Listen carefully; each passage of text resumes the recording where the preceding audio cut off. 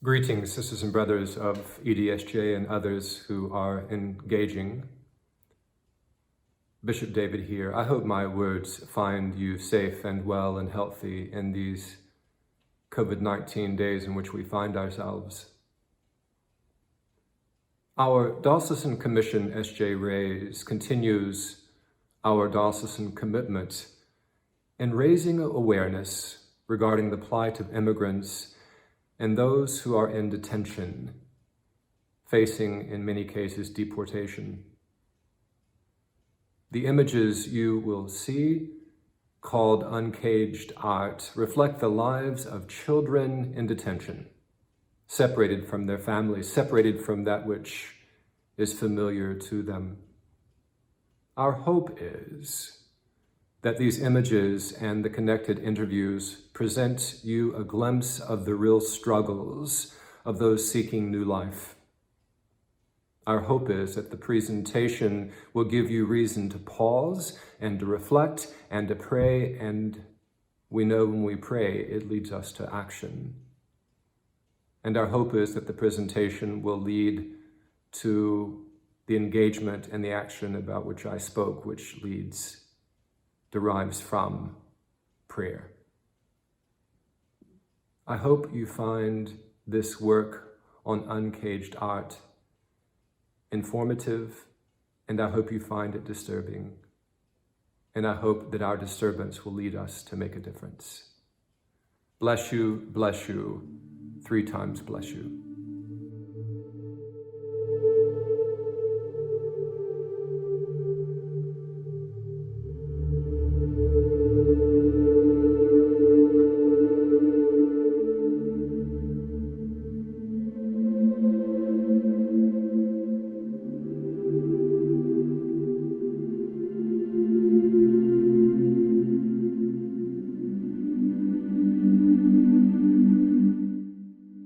In July 2018, at the Episcopal Church 79th General Convention, 1,000+ Episcopalians gathered at the Hutto Detention Center in Texas to pray, sing, and stand against the separation of families in detention centers across the southwestern United States.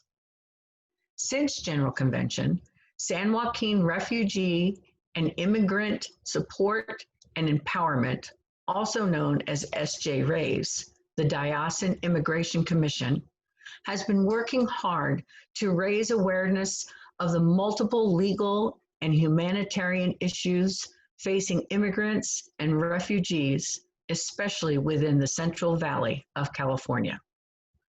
In May 2019, lay and clergy leaders from across the diocese walked 226 miles from Fresno to Sacramento, the state capital, to provide education to Episcopalians, Lutherans, Methodists, and Roman Catholics on immigration concerns, and to raise money to support legal defense funds for those seeking a legal pathway to citizenship.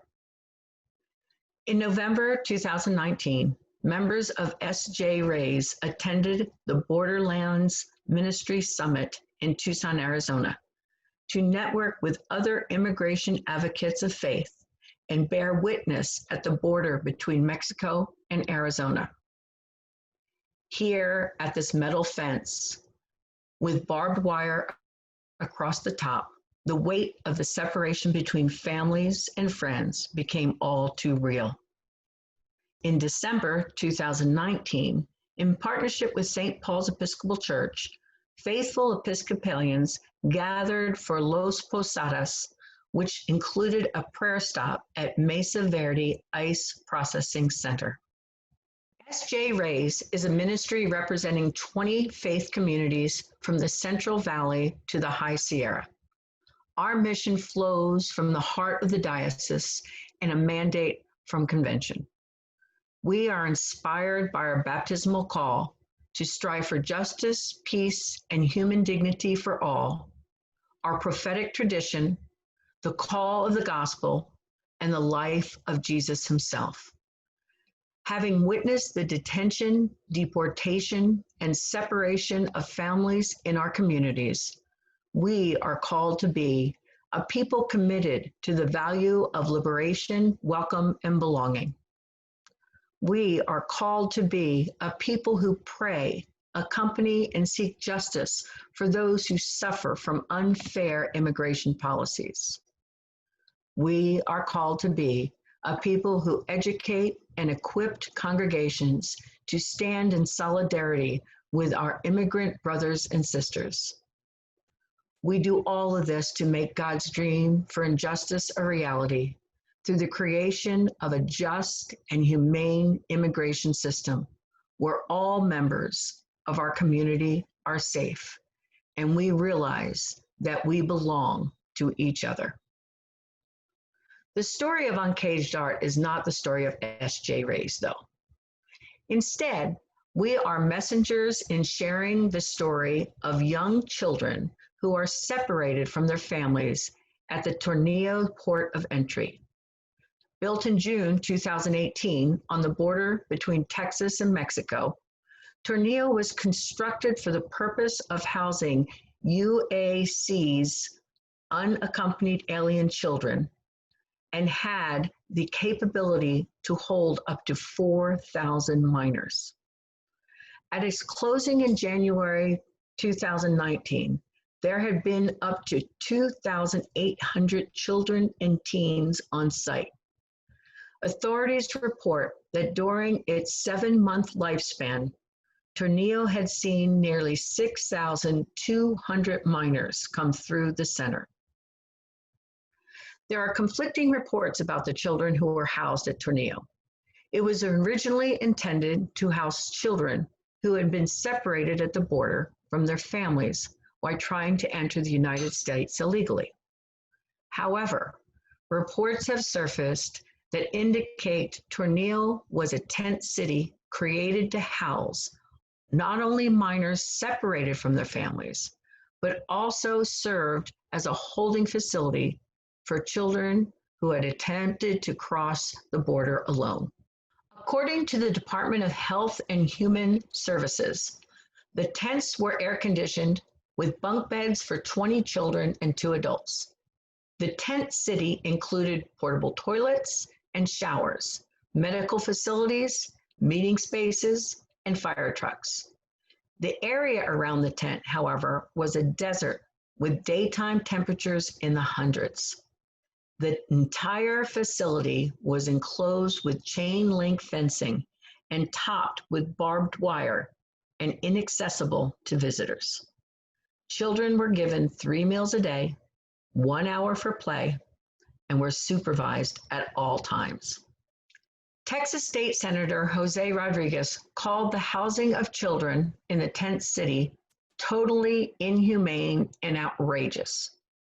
Texas State Representative Cesar Blanco said the camp was dehumanizing and that it tarnishes Texas's tradition of welcoming immigrants. In a letter dated December 3rd, 2018, U.S. Representative Rosa DeLauro and Lucille Roybal Allard called for the closing of Tornillo, saying that because it was unregulated by the state child welfare authorities, the facility was being used to evade requirements and standards for the care of children.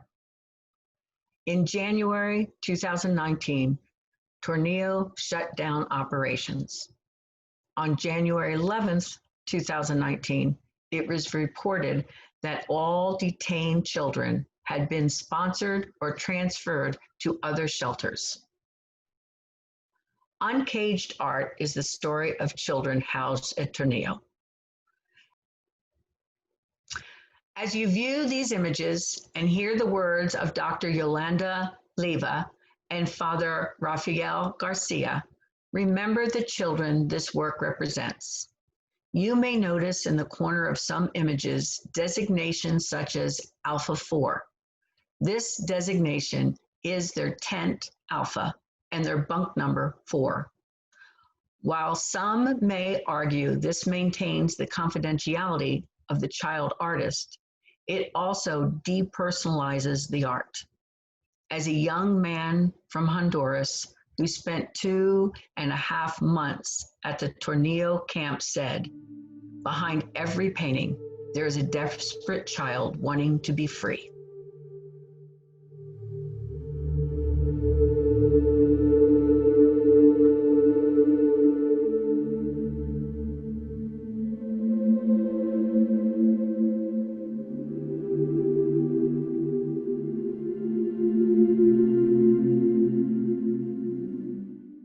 I'm Deacon Nancy Key. I serve at St. James Episcopal Cathedral in Fresno, California, and I am the co-chair of the Diocese Immigration Commission. Thank you for being with us, Deacon Nancy. And I'm Anna Carmichael. I'm canon to the ordinary in the office of the bishop here in San Joaquin. And I serve as the liaison to the S.J. Ray's Immigration Commission. Hello there. I'm Rafael Garcia. I'm a Jesuit priest. I work in El Paso, Texas. My work up to about 2 weeks ago was mainly with migrants and refugees going to detention program. We have groups come down to learn about the border. But since July 1st, and a little before, of our parish here on the border, where I had been pastor before. So I'm now also the pastor of our parish here in El Paso. Father Raphael, how did you come to be the chaplain at the detention camp? And as a follow-up, how did you feel with what you did, both of your projects? How do you feel about that? Okay, how did this come about? It's interesting. As you know, God works in mysterious ways, but what happened was that I received a call, and several priests got a call,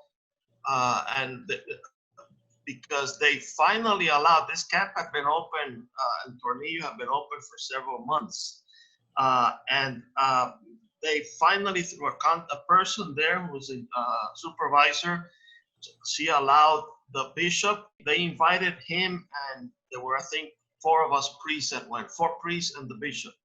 And we went, and we had, that camp, remember, had up to 2,500 minors there. So that day that we went, it was the first time that we had a possibility of having Eucharist at this magnitude. So they split us up, and we had a variety of different Eucharists in different tents. So after that, we were invited to come back as we were able. I was able to be more available to go on Sundays and basically on Sundays, but also other days. There's a lot of mixed emotions. There's a lot of sadness to see family separation, to see kind of our immigration policy, what it is doing to people, to families. The inability to really talk one-on-one with kids, because it was all very fast. It was all very programmed. You had to arrive at a certain time. They schedule a Eucharist at this tent, at a particular tent at a certain time, and then you have to move over to another one. So usually when I was there, I would do 3 different masses, 3 Eucharists, because just the number of youth that wanted to participate.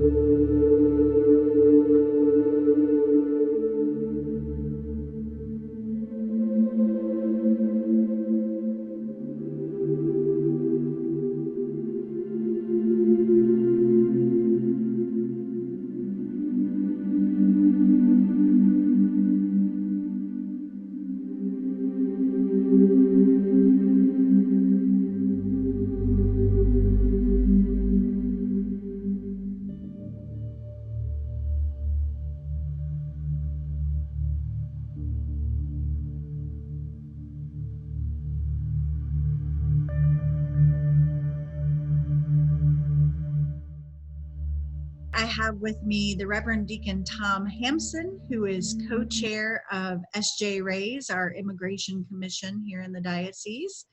And Tom serves as deacon up at St. John's Lodi. So good to have you with us, Tom. Good to be here. And Dr. Yolanda Leva, and she is the history professor at the University of Texas at El Paso. So Yolanda, thank you so much for being with us today. Thank you for the invitation to be here. So first, I'd like to ask you, how did you learn about the artwork that was being created in the detention center? I learned about the artwork in a rather miraculous way. I had been going out to the Tornillo Detention Center since the summer and fall of 2018 because there was a man there who was witnessing, and often he was all by himself. Joshua Rubin is his name. So my family and I went up to witness, and we were on the outside of Tornillo. The day that Joshua was getting ready to go back to New York City, where he's from, which is at the time that the Tornillo camp was closing, I was in my office and I got a phone call from Father Rafael Garcia from Sacred Heart Catholic Church. He and I have worked together in various ways for a couple of decades. And he said, Yolanda, I've been giving Mass at Tornillo and I saw this artwork. Well, he didn't know that I had been on the outside of Tornillo, and I didn't know he had been on the inside of Tornillo. So when he went to give Mass the last time, he saw artwork produced by the children. He spoke to the staff, said, is it possible for you to donate this art to somebody who can preserve it and care for it? And because I work for the university, he thought of me. And he called me and said, do you want this artwork? And I said, absolutely. Tornillo was a very secretive place. Visitors were not allowed, the press was not allowed, even legislators were not allowed in. Some attorneys were allowed at one point for 2 days, but we didn't know what was really happening inside. The employees signed a non-disclosure agreement. So we didn't know. So to hear about this artwork that was being released was truly a miracle to me.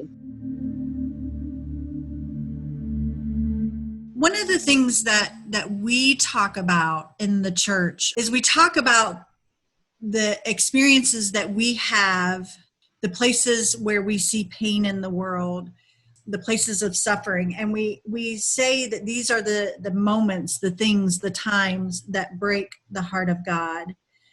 With that in mind, what about this exhibit represents for you the heartbreak of God? So much of it was heartbreaking. The art itself was gorgeous, colorful, vibrant. They had been asked by their teachers to create art based on their memories of home, memories of their culture, what they were proud of. And there were some pieces of art that were so much filled with love of home that were also the direct opposite of where they found themselves. And it's those pieces that broke my heart. And let me give you an example. There was a 3D model of a park.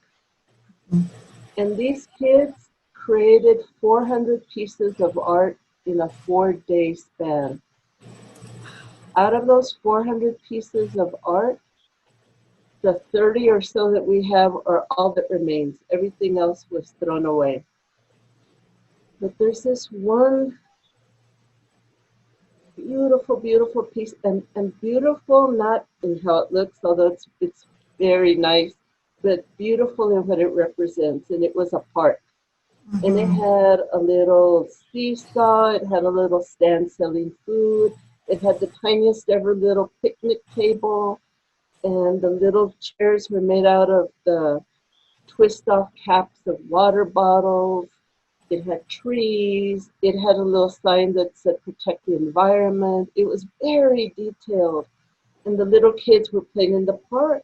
So that broke my heart because I thought that is a beautiful memory. And it's exactly in opposition to where the kids actually found themselves when they made it. In Tornillo, the kids were heavily surveilled. They couldn't go anywhere by themselves. They always had a staff member with them. Even to go to the bathroom, they were watched. They were marched in lines of 10 to 12 kids. They had to walk in very straight lines. They were never alone. And while I can understand this policy, the policy was that they couldn't ever have any physical contact with anybody. And like I say, I totally understand why that policy would be in place. But if what it meant for the kids was when someone left, they weren't able to hug them goodbye. And they created very close-knit communities. They lived in tents of 20 to 40 kids. And the only time they got to go outside was 1 hour a day to play soccer on a soccer field that was made with AstroTurf. So to see this park where the kids were running free broke my heart, because that's what they had inside of them. That's what they had inside their hearts. And to know that they didn't have any freedom, and that many of the kids didn't even understand why they were there. You know, they're not the ones who knew the policies, the government policies about why they were there. They just knew that suddenly they were separated from their families. They were in these camps. Some of them didn't actually know where they were. They were mostly from Guatemala, Honduras, and El Salvador. They didn't know where they were. And they're out in the middle of the desert, having come from a place that is green and lush and tropical. So everything was new, everything was oppressive to them. So it was those memories that broke my heart. That they were thinking about freedom in the midst of imprisonment. So where did you experience joy or hope? And were you able to help the children find any joy or hope in their experiences? The thing that was very hopeful and brought joy is the art that you will display and see. Now, keep in mind that these are only a few pieces. I think it's 40 some pieces or so that you will probably be seeing, I believe. But what happened, just to give you a little bit of the story, is that one of the activities that the camp organized right around the time that they were beginning to shut down was to do a contest to say, can you produce a work of art that represents something that you love or remember about your culture, your country, your religion? Just seeing that art is a sign of joy and of hope. I think that art express, if you see the colors in the art, the themes, something that to me was very moving is to see that a lot of the themes have to do with the culture or signs, symbols of the culture in Guatemala or Honduras, or things that have to do with religion.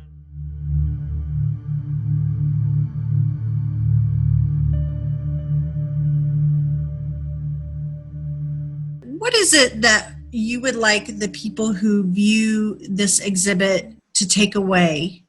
What's the so what for you in this?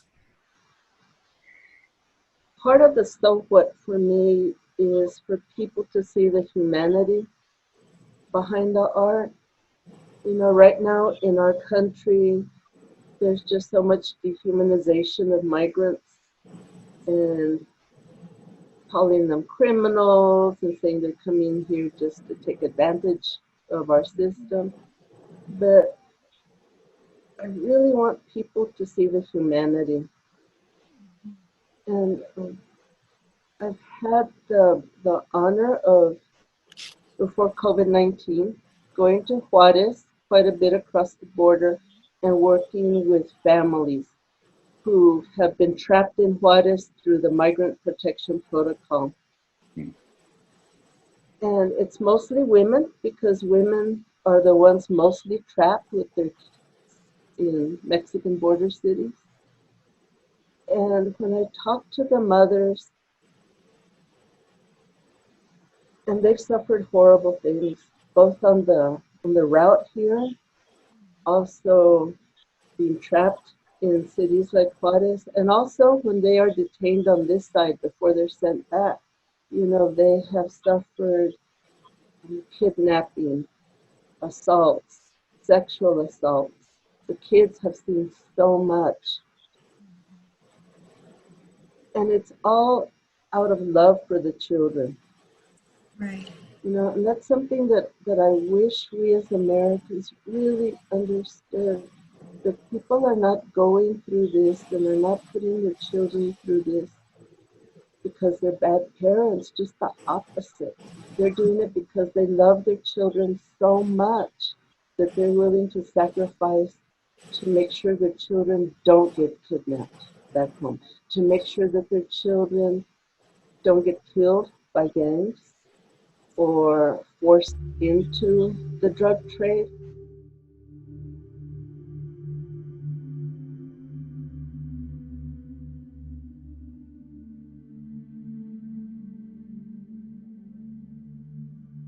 Thank you for making time to view this important exhibit. If you want to learn more about how to be an ally and advocate for immigrants and refugees, or to make a contribution to the ongoing work of the Immigration Commission, please visit the sjraise.org website. Again, that's sjraise.org.